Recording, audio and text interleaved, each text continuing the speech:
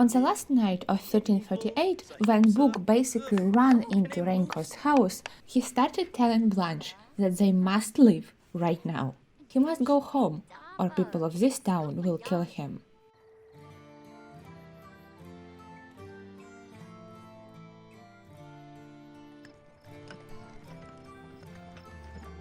At this point, he was already in love with Blanche, intending eventually to make her his wife, so that's no way he's living without her. Blanche was so flattered by that invite that she didn't ask why exactly are they running away.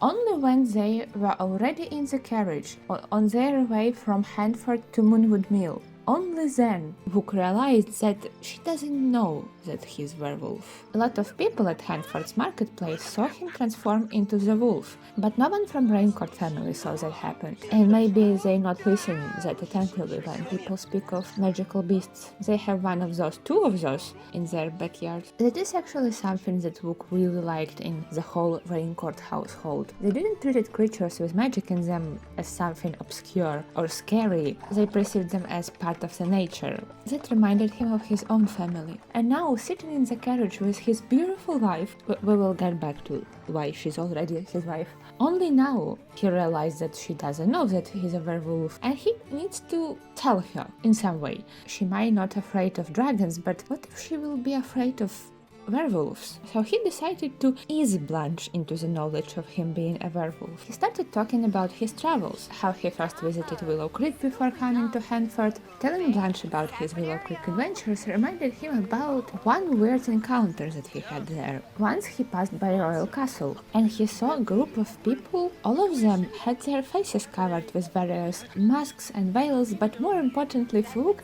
they smelled so weird. He never encountered humans that smelled this way. And there was also something else about them. He felt pulled towards them, almost hypnotized. They felt like moon feels.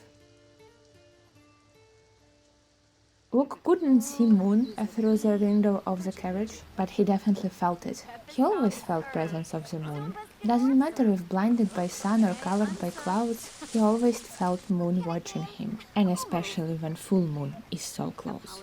Maybe if Blanche actually listened to what her husband is saying, she would become intrigued or concerned by him smelling people for some reason. But Blanche didn't listen. She may like him enough for kisses, but not enough to listen what he says. People he encountered next to the royal castle in Willow Creek were elves, and they were on their way to the royal castle. Quite an unusual visitors for sure, but King Alexander Goth himself invited them to finally make peace. He knew the war is coming. He would not wanted it to come, but at that point his son Edward was in the lead role already. Alexander's father, King Mortimer Goth, was known to be soft, pushed around by his own court members, willing to give up all decisions to his advisors. Somehow Alexander not just repeated but succeeded his father in the lack of spine, or in Alexander's case rather lack of interest in ruling the country at all. He wasn't dumb or ignorant, he was just completely uninterested in all things politics. He was greatly interested in chess, especially in playing chess by himself in his room. To be precise, his childhood bedroom, that he refused to trade for big bedroom intended for king and queen. Sometimes Alexander would speak up, and his ideas and visions for the kingdom was always driven by kindness of his noble heart, pursuits of justice, and inherent desire to avoid all conflict. Those same ideas was driving him in his desire to return Fondricourt to elves. Every time he heard the story of his great-grandfather conquering elven land, he felt shame for it. He never knew where that shame came from, but the name of that place was in his head a lot. Since Alexander was a kid, he would get these dreams of his mom calling him and telling him to find her in the Fondricourt in a big willow. He of course never went looking for his mom in the trees. He would just go to her room in the morning and give her a hug, and think that she looked slightly different in his dream. but that's just nature of dreams. Everything looks different and bizarre in dreams. Those dreams eventually stopped, but name Fondrico got stuck in his head. Not a single other person in the castle was happy with his decision. So when in the morning of Elf's visit, Alexander told his servant that he's not feeling so good and will stay in bed today, other people of the court was somewhat rejoiced. Alexander's health was always weak, and often sickness would rob him of the little courage he had to participate in politics. So instead of Alexander, elves were greeted by Prince of Willow Creek,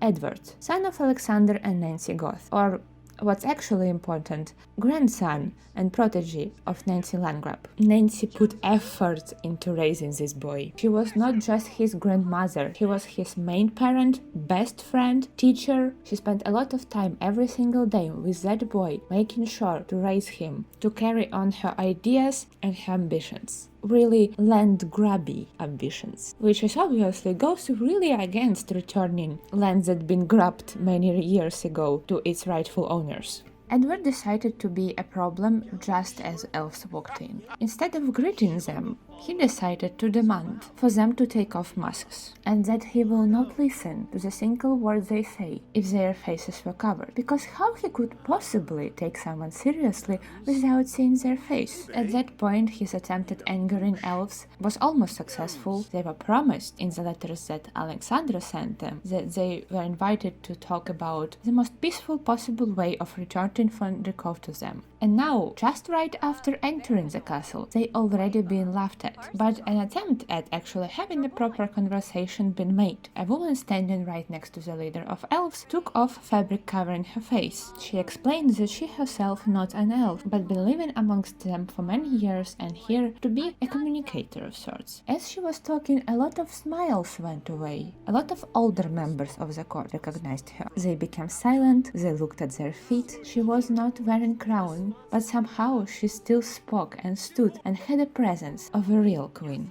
Edward did not feel that presence. For him she was just elderly woman, and woman was asking if she could speak with Alexander or Cassandra Goth. To which Edward responded that King does not have time to waste on speaking with elves, and if she wants to speak to Princess Cassandra, she can go to Windenburg and visit her grave. Faces of the people who recognized Bella became even more grim. At last, those capable of feeling shame are not entirely lost. But what was definitely lost is a chance for any kind of conversation between elves and Prince Edward. Bella didn't find strength to say anything else to Edward, and she just left. Probably for the last time walked out of this castle crying, understanding that last time when she saw Cassandra was actually the last. And the same probably will be true for Alexander too. It was not crown that she returned to the castle for, but the ability to see and hug her children. Her younger kids walked out with her. At that point, it was clear that no meaningful conversation will happen at the castle between elves and royal court, so they just wanted to be with their mom, support her in this moment of learning that her oldest child and their oldest sister passed away. They did heard about Cassandra and Alexander from Bella. The rest of the elves will leave castle really shortly after Bella, but with more rage towards people than they ever had before. There was something deeply hurtful about being promised and then just laughed at. And maybe that night King Alexander Goth will get one last dream about his mom. This time she will have grey hair and wrinkles. Instead of talking about trees, she will call him to Windenburg to visit his uncle Michael. Alexander wouldn't go. Between upcoming war and his poor health, there is no way for him to go. But Bella will actually take advice of her grandchild and go all the way to Windenburg, to her parents' bachelor's estate. She also took two of her younger children, half-elves, with her. She wanted them to see grave of their older sister, she wanted them to meet their uncle while they still can and also be introduced to their uncle's family. Bachelor family has been holding big influence in Windenburg for many generations. They close with royal family of Windenburg, they have a lot of money, and after Bella's parents' passing, Michael, her brother, became the head of bachelor family. Bella was really happy to find out that Michael built good life for himself. He found a good woman to marry, they had a lot of kids. He also wasn't shocked by the fact that his sister, who's supposedly been dead for years, suddenly visited him. And the reason why he wasn't surprised by that is because Cassandra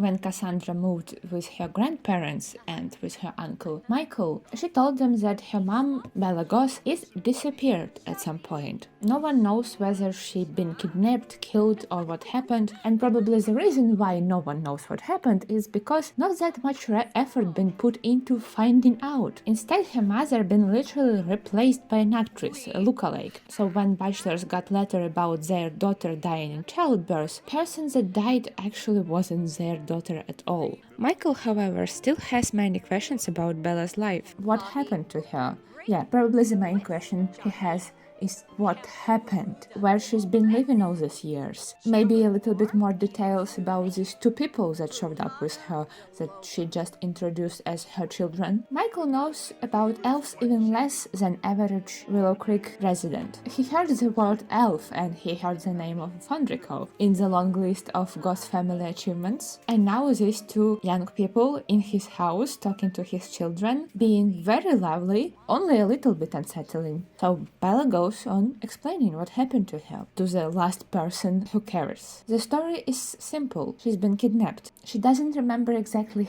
how. She doesn't remember the exact moment how that happened. She remembers mostly waking up inside of Sylvan Glade and being announced that she will only go back home when King Mortimer Goth will agree to exchange her for basically returning Fondrico to elves. That was a very risky plan from elf side. Right now, if someone says that they saw a person with their face covered in the forest, nobody thinks much about it. That could have changed quite a bit if now those eerie creatures with their faces covered would be guilty of stealing the queen. But elves decided to take that risk. Fondrico, it's not just land that once had their buildings and shrines built on it. It's above special for elves. More special than any human capable to understand. They would say things like their souls have roots there, or that this is the place where magic was born. And what use people have for that land? It's just unfertile soil for them. They're not even capable of growing food there. All of that sounded so confusing to Michael. Bella was just trying her best to summarize decades of her life, what she learned, what she saw, what she felt, and try to tell it to her brother in a comprehensive way. So elves decided to take risky move of kidnapping Queen and trying to do the trade for their land. But that risky move didn't work. At some point after kidnapping Bella, they realized that no one is looking for her. The search for the missing queen was even smaller than King Mortimer Goss made it sound like.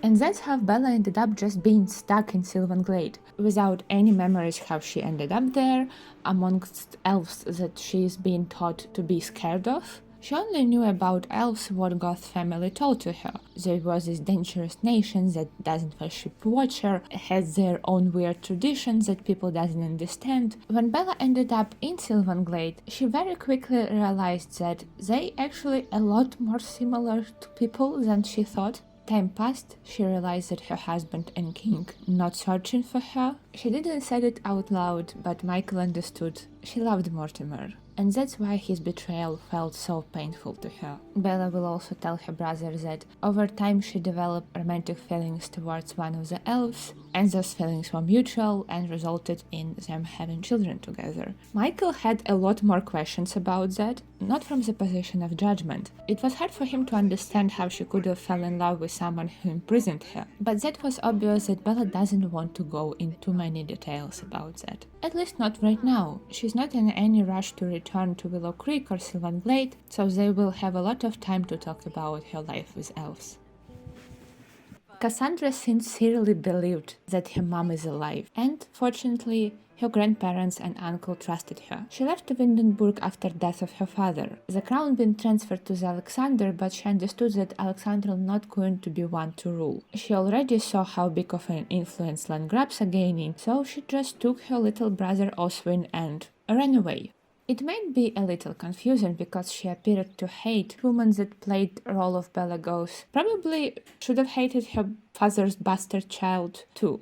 But what Cassandra actually hated is all of the lies. Cassandra decided to take her brother Oswin with her to live with bachelors, mostly because she was scared for him. She already saw what kind of power Nancy Landgrab was gaining, clearly saw what her goals are, so scared that Nancy Landgrab may decide to get rid of a potential competitor for the throne. Cassandra decided to take Oswin with her to Windenburg. Cassandra obviously told her grandparents that Oswin is not their grandchild, not son of their daughter, but he's still her brother. And grandparents didn't mind welcoming this boy into their house and raising him as their own.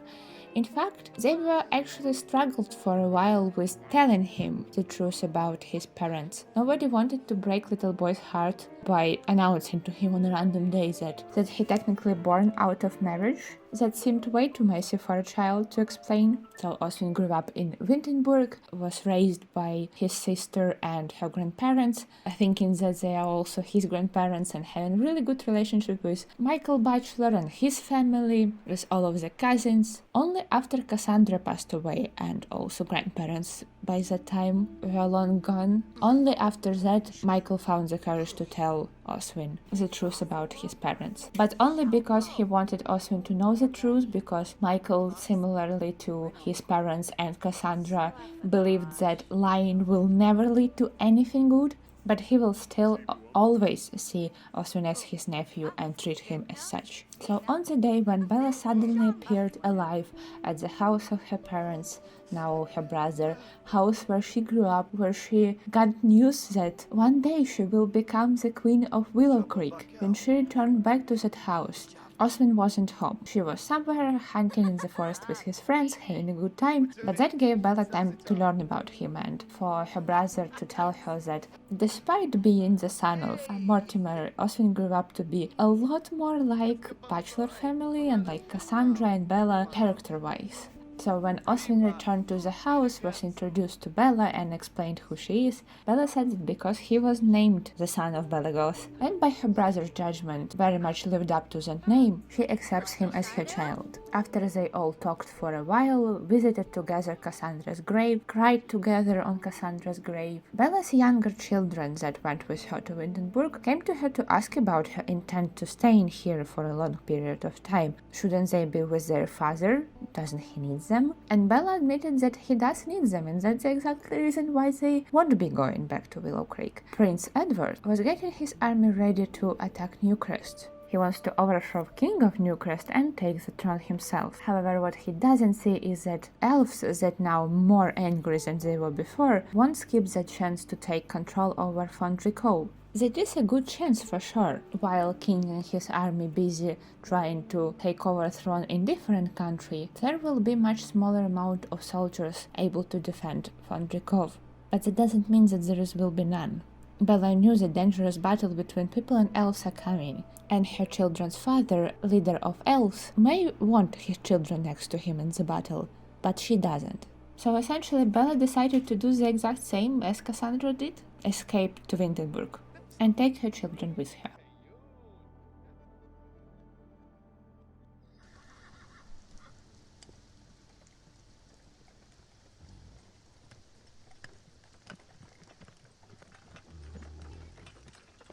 Luke was determined to reach Windmill as fast as possible. Him and Blanche only stopped on their way to change horses.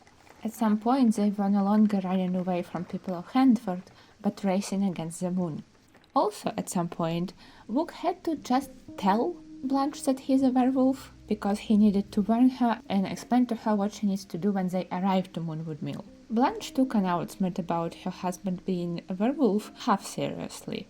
She didn't look scared or worried, mostly skeptical. Luke told Blanche that when they arrive to Moonwood Mill, someone from his family will meet them, one of his siblings or mother, someone who's not a werewolf, and that person will take Blanche to their house to wait the night out. He was worried about them safely getting home because, according to Luke's calculations, they're supposed to arrive in his little town in the forest on the day of full moon, or rather on the evening of full moon. He was mostly worried, but also a little bit proud about arriving home with a wife. They got married at night at Raincourt's house by poor old priests that'd been woken up in the middle of the night just to make that happen.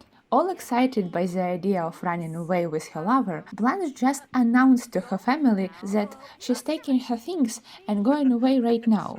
Cedric was mostly just confused and worried. He just got home from the marketplace day, wanted to go to sleep, and now his daughter announcing to him that she's going away with this foreigner. He doesn't have anything against Book, but why live in such a rush? Why not stay until morning? Why don't do everything properly? And what's this young man talking about that Handford people will kill him? For what? Like he did anything wrong?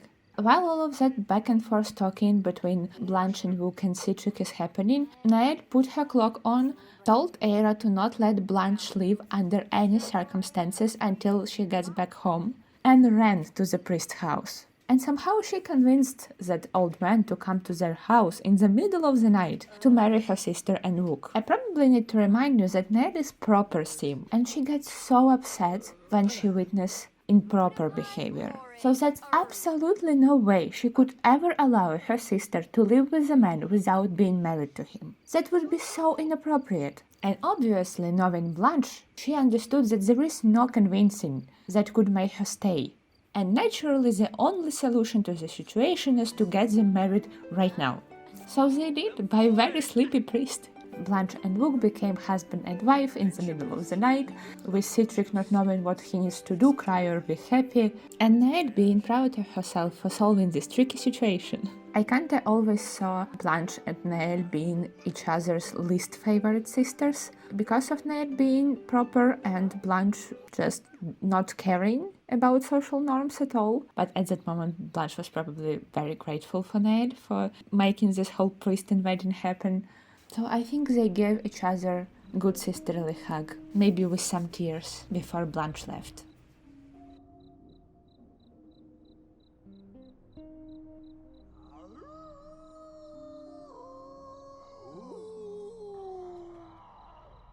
It took Book transforming into a giant wolf in front of the Blanche for her to take what he's been saying to her seriously. She was somewhat scared in that moment, but also really excited. Book immediately ran away in the opposite direction of her. An elderly woman that met them started tugging on Blanche's sleeve and talking to her in the language that Blanche didn't understand, but she could tell that woman trying to make Blanche walk with her somewhere. But Book already given her all of the instructions, so Blanche knew that they were walking home. She suddenly realized that they were walking to her new home. This is where she lives now, in this forest. She was a little bit confused why they were walking and not taking carriage all the way to the house.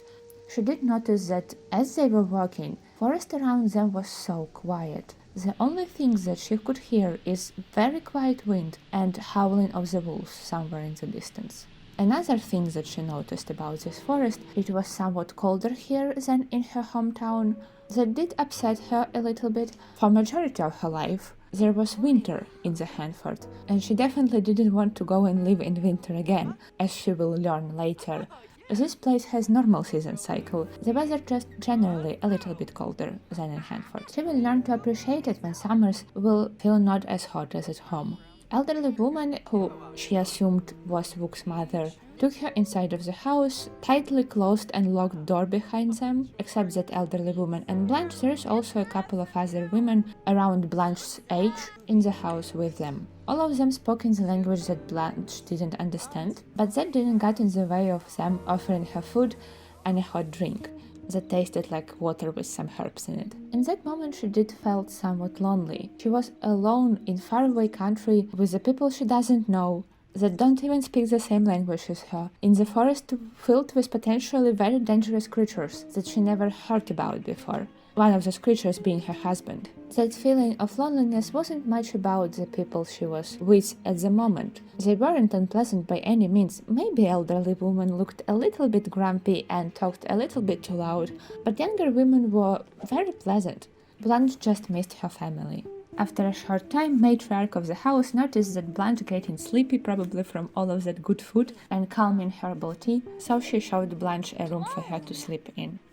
And sleep she did, very well actually, bundled up in a lot of blankets, on fluffy mattress. She slept well until the morning, when she got woken up by a bunch more voices in the house. She heard people walking in the main room, talking, she heard men's voices, and she heard Book's voice. He came into the room to check in on his beautiful wife. There are a lot of things that Blanche will have to learn, language being just first of them. She will have to learn a lot about this forest and what other creatures roam in these forests, because werewolves are not the only human-animal hybrid living in Moonwood Mill. I do hope that we will get time to get into that in the future episodes. I have a feeling that this side household will become the side household that I will actually play with, because I'm kind of in the mood to get a little bit into a werewolf gameplay, but right now it's time to roll baby roll. Baby roll is something that we do for side households to see how many pregnancies they can try for. We roll in D20, D12. I feel like I do this mistake every time I talk about this. Nobody needs 20 babies. D12. And if they roll 1, they will have no children at all. But if they roll anything from 2 to 12, that's how many children they will have, or pregnancy attempts. So let's roll for Blanche and Book. 8. I think this is the biggest number we had. That's so fitting.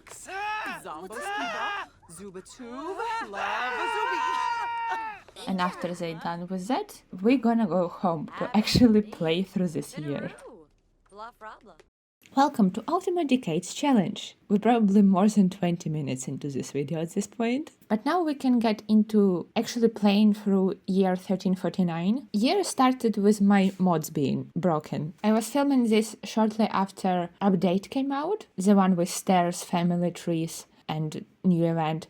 And game greeted me with a bunch of death pop-ups. Half of my save file passed away. I was very confused about that, because I thought that all of those people were not old enough to die from old age. Then I took a moment to look at new and updated family tree. Can you imagine that family tree in this game actually works? I mean, we'll see how it works. Allegedly actually works. And after I looked at family tree, Ava aged up on her own. And that's when it hit me. My MCC doesn't work. So the lifespans are all just reverted to default ones. That's why everybody is dying. So then I went on a whole side quest of updating UI cheats and MCC. As this year, 1349, is not the most eventful year in the game, so I'm going to be skipping a lot of it, just talking you through the most interesting parts. We don't have any birthdays, weddings, any babies born. In the game, new event started. And this is the first event when I'm kind of, it a little bit fits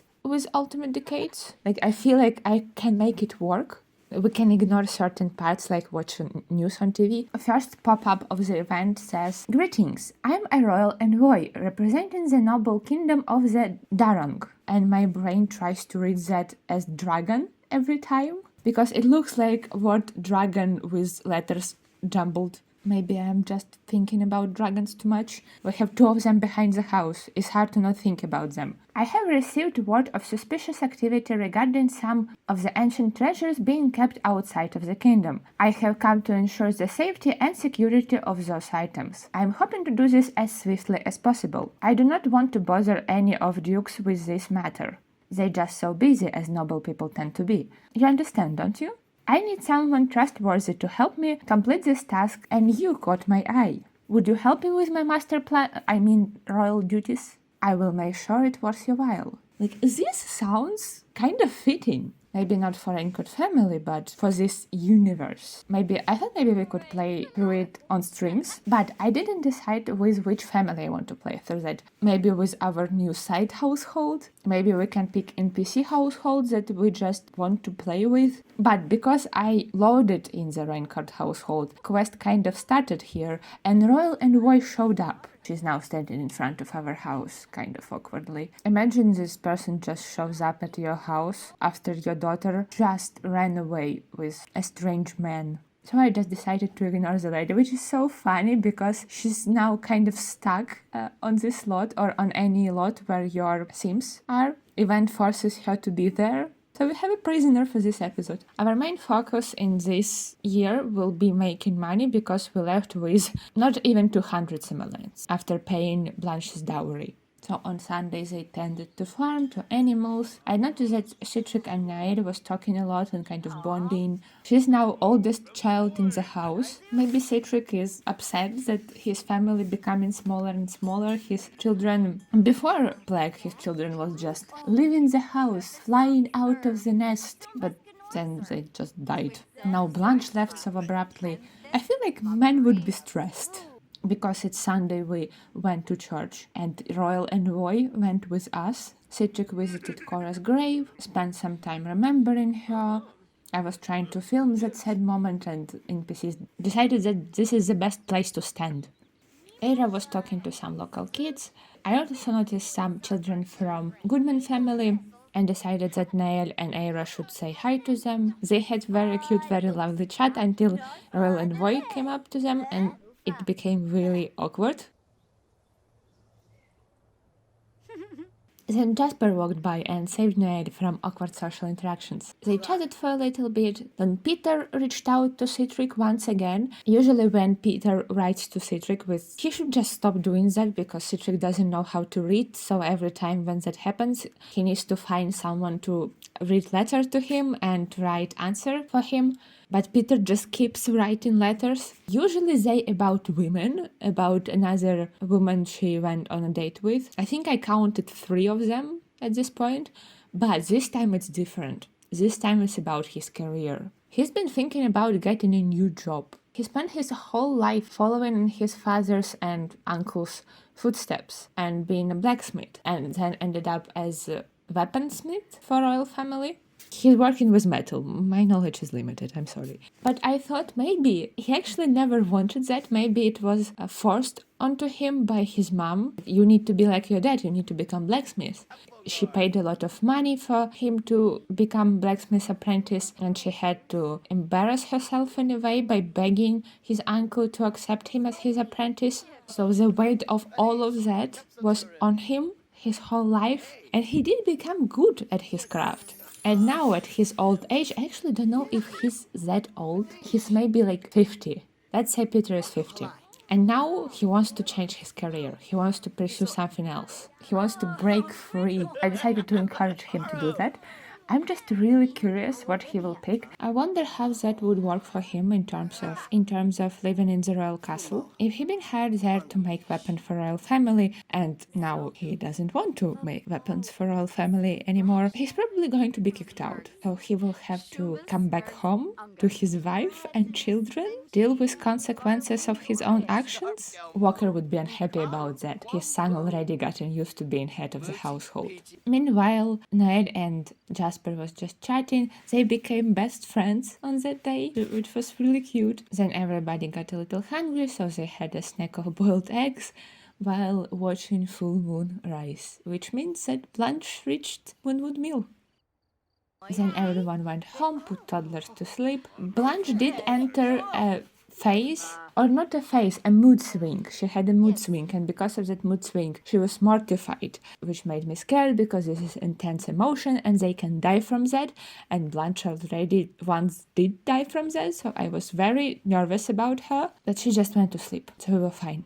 Royal Envoy was on our lot, like constantly. I think she had nothing to do. She started practicing archery, and I literally could visibly see her getting better and better at archery. She's going to be level 10 if I keep ignoring her. She did that for the whole night. In the morning, Noel was mortified again. We don't have mirrors in this house, so I can not use mirror to calm her down. Apparently crying calms her down, so I let her cry a little bit. I was so scared that she would die again from emotions. Instead of school, they went to marketplace to make money. Everyone in the family went. I also sold some stuff to the vendors, like some extra vegetables. Instead of marketplace, I sent them just to the tavern where we have a little sales table. I changed the location of the tavern. It now across the street where it used to be, and I like it so much better here because this lot sits on grass. Citric was selling our butter, honey, and some eggs that I somehow forgot to sell to vendors. Nail was talking to Goodman sisters. She's pretty good friends with them. I did give Goodman family a little bit of a makeover. Some of them were wearing modern clothing, so I fixed that. Also made Rebecca look older. By the end of the day, Noel was again falling asleep on the ground, and our family now has 3,300 simoleons total. A lot better than what we started with. Next day they were just kind of cleaning the house, doing laundry, taking care of the garden, a little bit resting from the marketplace. They finally got enough sleep, all of them. Royal Envoy was still practicing archery in our front yard, making attempts to talk to family members. Oh, and our second dragon aged up to teenage dragon. Boreas is now a teenage dragon. In the afternoon we had a visitor. Citrix's friend from Marketplace, Genesis, visited us. She kind of looks like a female version of Citrix with her short, slightly messy hair. She was flirty when she showed up. She was flirting with Citrix a little bit anonymously, like complimenting his appearance. And he was receiving those flirts well. He was not rejecting them, but they never gotten a romance bar from that. Even later that day, in the evening, we had another guest. Jasper showed up at our door. So Citrix, Genesis, Jasper, and Neil were hanging out around the dining table and just talking, chatting to each other. Neil and Jasper have their friendship maxed out, they're best friends, but I don't want them to do anything romantic, to be honest. I see Neil as someone who would want to leave everything romantic to after marriage. Like maybe they can compliment each other appearance. That's fine. Or maybe Jasper can give her flowers, but nothing more than that. Like I don't see them even holding hands before marriage. Jasper and Genesis left very, very late at night. Next day, Wednesday, was the very last day of 1349 and also 200th day of Ultimate Decades. And I did play it for Wednesday, but my game crashed without any warnings or anything. It was one of those crashes when game just closes randomly and you see your desktop wallpaper, or in my case, because I'm recording video, game closed and I'm just looking at OBS and OBS looking back at me. And you know what? Enough has happened for one video. We can leave Wednesday for the next one. And next year should be exciting. Ada will have her teenage birthday and marriage role. And if that's successful, choosing her future husband, Citrix will also have his birthday. Maybe he will become the first character in this legacy to reach 40 years old. Blanche will have her first baby. I think Noelle will have her wedding next year. So a lot of things happening next year. That's why I decided to use this quieter year to tell stories not related to the main household. There is still more things that I would love to tell about Bella living with elves. Maybe I even want to play as video title would be Can My Sim Survive Without Ever Leaving Sylvanglade? And it's just me playing with elves. That's all for this video. Hope you enjoyed it. It's been 50 years. We played through 50 years of Ultimate Decades. It seems like a lot, but at the same time, nothing. I will make a 50 years recap video that's going to be very condensed recap, or it will be like 2 hours long. I try to do recap every 10 years for Ultimate Decades, but I don't think that's necessary. Not every decade is filled with events. Maybe that will change when we have more side households. But for now, I feel like it's not necessary to do every 10 years, but every 50 years definitely necessary. But for this video, that's all. If you enjoyed it, don't forget to leave it a like, comment on it, and if you want to join us for this Ultimate Decades ride, consider subscribing to the channel. And I see you in the next one. Bye!